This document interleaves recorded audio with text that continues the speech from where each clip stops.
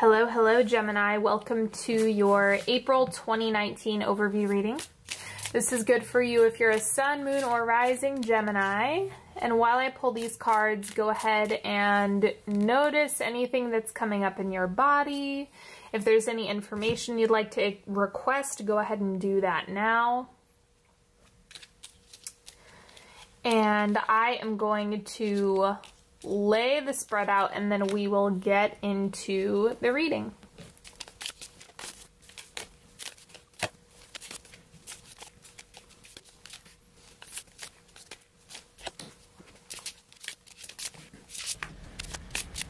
Okay, so let's go ahead. I'm getting kindness for you as coming up is the mindfulness card.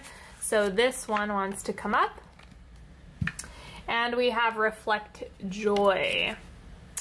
Turning into the happiness and joy of others can help us cultivate happiness and joy in ourselves. Next time you notice beauty, lightness, or joy in someone, see if you can feel the reflection of their happiness and let it affect your own experience. This can sometimes be different, especially if we feel jealousy or resentment. So if those feelings come up, just think, that's interesting, and try to tune into happiness all the same. And as a bonus, tell someone who is lit up with happiness how lovely it is to see them so joyful.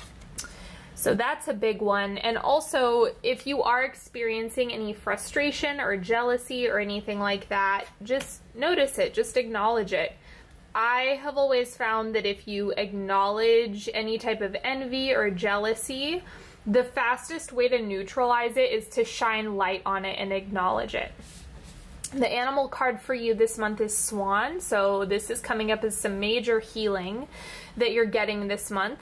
By what means? I don't know. We'll see what the rest of the spread has to say, but this is just looking like you're flowing through this season and really allowing healing to take place. And then the word of the month for you is permission.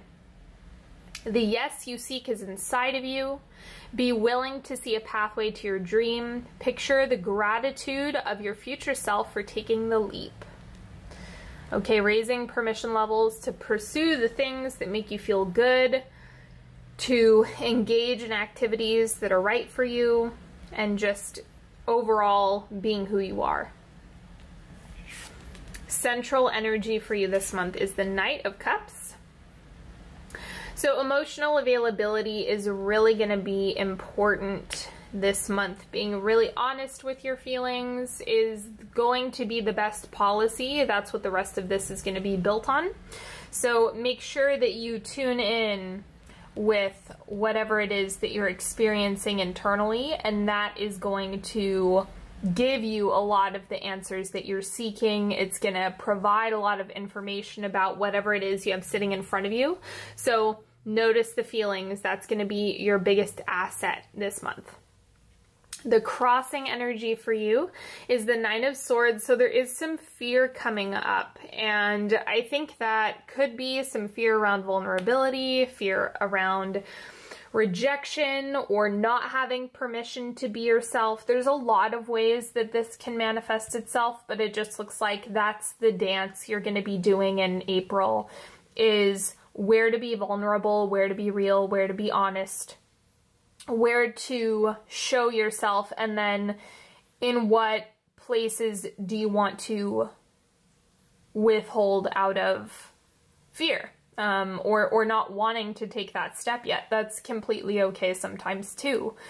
So it's that dance that you're doing. Now what you have shifting out is the Devil. So old nasty habits, that's kind of judgy. It's like the habits have served you in some way, but you get the idea. Things that have been destructive, that have not been helpful, anything that is not serving you or has been a negative behavior that has just caused grief in any way or prevented you from being the full expression of who you are and the highest and best version of yourself. It looks like that's really being purged. Now, when you let go of a lot of this stuff that may have been clogging up your system, it's natural to still have some fears around shedding it completely, letting go of it completely, especially if the devil has shown up for you in terms of coping mechanisms. So anything addiction or numbing based across the board, that would be lumped in with this devil card here. The oncoming energy for you is the Eight of Swords. Let me clarify this. You guys know how I feel about the Eight of Swords. Let's see.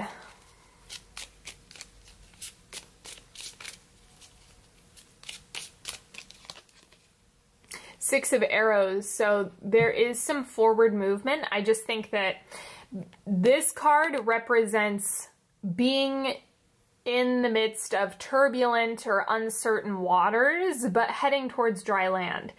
The only thing that is your blind spot this month is how are you defining dry land? What does that even mean?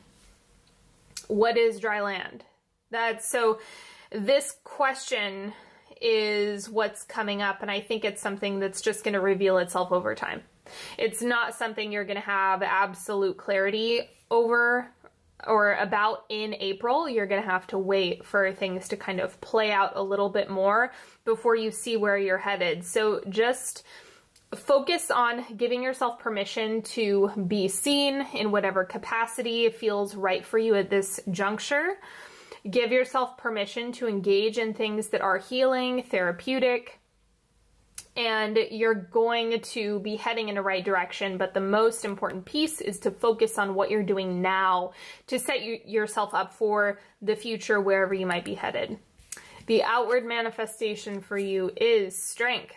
So personal power, will, and really being able to align yourself with the right actions. So it seems like you have a lot of clarity over what right actions are for you at this point in time, even if you're not able to pinpoint the outcome or really be attached to an outcome at all, because that typically doesn't go well.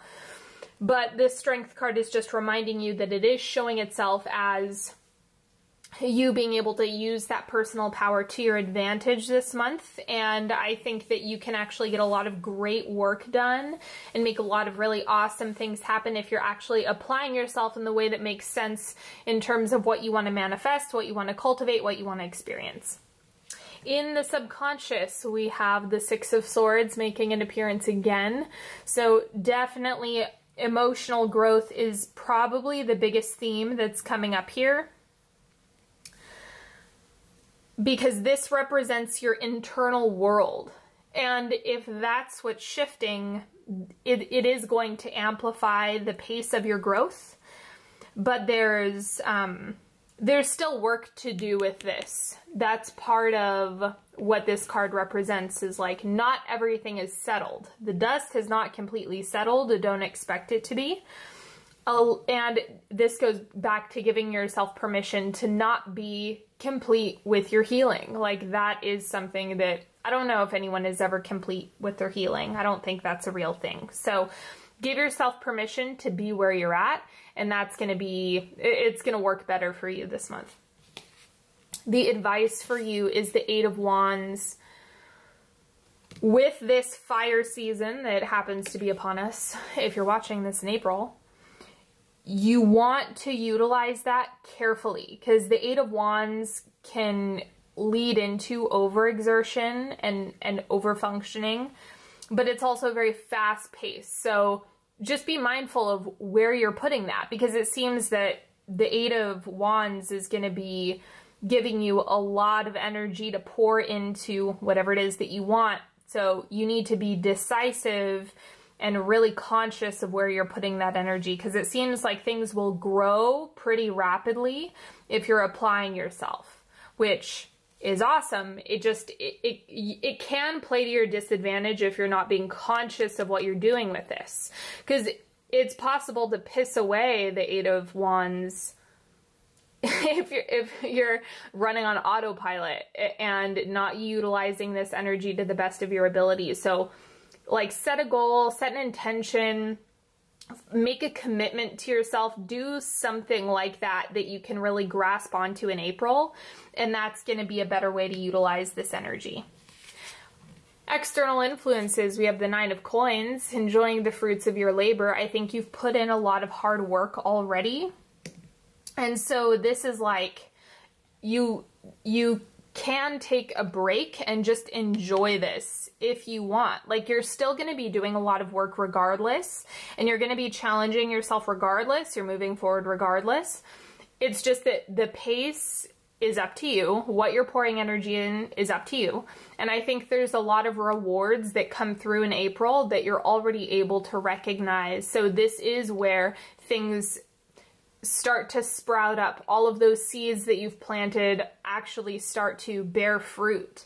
So this is a really fertile season for you, or a fruitful season for you. And the more energy you're giving that, the more it's going to mushroom and expand into more and more. Hopes and fears, we have Queen of Coins. Is this a person? Is there someone that you're concerned about? Is there someone that's causing you some anxiety or some fear? This can also be someone who's really, really solid, who is probably heavy on the earth energy, or they feel really grounded to be around. So it kind of feels, this is like someone that feels good to do domestic stuff with as well. So like a nurturer. That's a big archetype that goes along with the Queen of Coins in particular. Like, think Virgo energy a lot, and Taurus energy a lot with this. So perhaps you're looking to either cultivate that within yourself or find a person who embodies this. And then there's also, if this person's already in your space, there could be some fear getting lit up around that. There could be some concerns getting lit up around that. But it definitely looks like a figure, or this is an energy that you're hoping to embody. And then for a select few of you, you might be a little bit concerned harnessing earth energy or that coins energy out of fear of being boring. So that it just depends what side of the spectrum you're on. Outcome of April, Knight of Coins. Let me see what's going on with this. I'm going to clarify this card.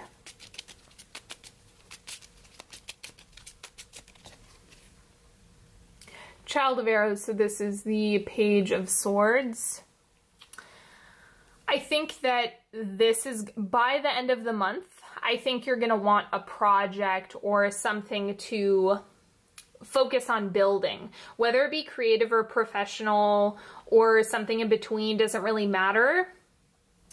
It's more about having a place to put this Eight of Wands, right? So you have to do something with it. Like, don't just let the energy bubble up. You're going to want to funnel it somewhere. So you can pick anything that you want. It can be even like self-care, healing, doing personal work. That can be a place where you're putting a lot of your energy as well. If you're watching this video, you're probably already inclined to do that. So try to even something out. If you've been over-investing in one thing, maybe try to balance it out or try something new, freshen things up. That's what the Child of Arrows is about. It's like exploring those other ideas or those alternatives. And so I think you really get to play with that and realize that you're craving that by the end of the month. Now we're getting into the timeline portion. So this is the first quarter of April. We have the Five of Coins. So a little bit of a slow, steady pace is how you start off the month. And this is playing to the swan energy because you can see the head is down over here and it is a little bit more reserved. But with the Five of Coins, there's a need, I'm getting in this deck in particular, there's a need to slow down a little bit and give yourself permission to take a break if you need it. Because you don't, the Five of Coins is kind of hard to battle, so it's best to not try to override this. Just give yourself permission to allow things to process, because if you feel it, it will shift. Card or quarter two, we have the Empress. So this is where you're focusing more on pleasure, if you will. Like, think about the things that make you feel really supported in your body, that make you feel recharged. Think about things more in the sense of the feminine side, which is what I was talking about here with that domestic work or that domestic partner or that domestic quality that's coming up here in the hope position. And so the Empress is a reflection of that, of wanting to dive into that a little bit more for yourself so that you can adequately recharge your battery and refill your tank. Okay, and then quarter 3, the Wheel of Fortune. So this is a little bit more up in the air. I know that a lot of people like to, and you can, if this is what works for you, that's fine. As far as the Wheel of Fortune represents like a change in fortune, a change where things start to really pick up the pace, and it's like a shift in your fortune, literally. So that's one way to look at it. The other way is that this is kind of a wild card, which is how I'm reading this.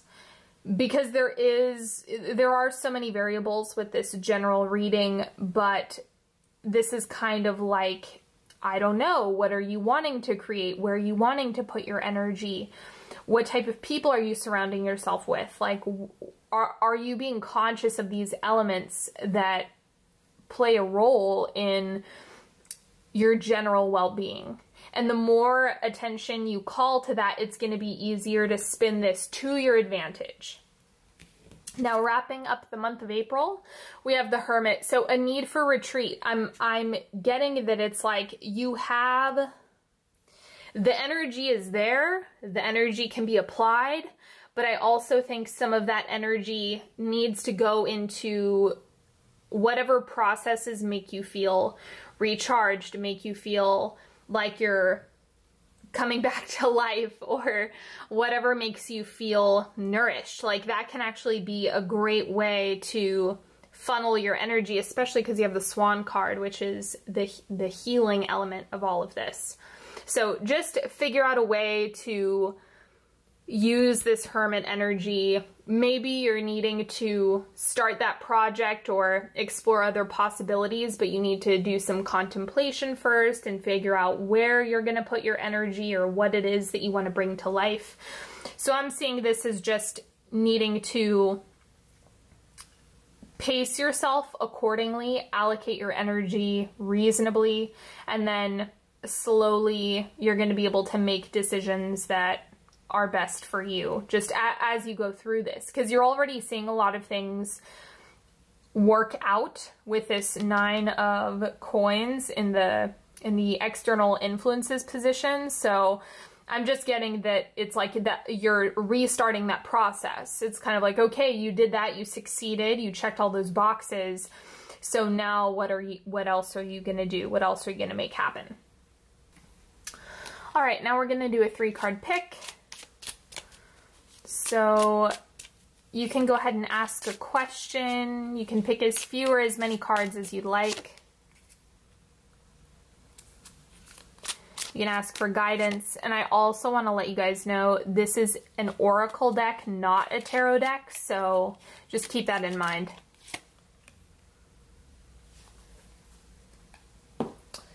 Card number 1, we have Pink Bubble Fairy. This reminds me of being overly idealistic, so watch yourself for that. It's also the type of thing where this puts you in a position where it would be very easy to overextend yourself. So pay attention. If you're not paying attention to what you're needing or where your energy is going, then you might think, oh, I'm going to have this level of energy at all times, and then squander it away. So please use it wisely and pay attention to where you might be feeling like you can overexert yourself. Card number 2, we have Puppet. Think for yourself. It's really important to have discernment. I call this crown chakra ownership, because if you don't have that, it really makes it hard for you to think for yourself. And so what you want to do is just check in anytime you're experiencing someone projecting onto you, or if someone's telling you what's what, you know, you don't have to buy in. So just triple check with yourself and see if that's actually true for you or if that's just someone's projection. Card number 3, we have protect your heart. Okay, this doesn't mean crawl under a rock and never reveal it to anyone ever again. What it means is you want to be mindful of perhaps how much you're investing, how often you're investing, what you're investing in, and if it's being reciprocated. That's an important element. And that is ultimately how you protect your heart, is just not by over investing. You have to be mindful of where you're putting your energy. Like I said, don't squander it away. You don't want to just give it to anybody. That's what this is really highlighting. All right, my friends, that is all that I have for you today. I certainly hope you've enjoyed this reading as much as I've enjoyed reading for you. Don't forget, if you would like to work with me one-on-one, all of the links are in the description box. If you want more content, if you want love and relationship readings, they are on Patreon. Again, everything is in the description box, and a list of all the cards that I used are in the description box. So that's all I've got for today. Don't forget to follow me on Instagram at Onyx Healing, and I appreciate each and every one of you. Thank you for stopping by, and I will talk to you later. Bye-bye.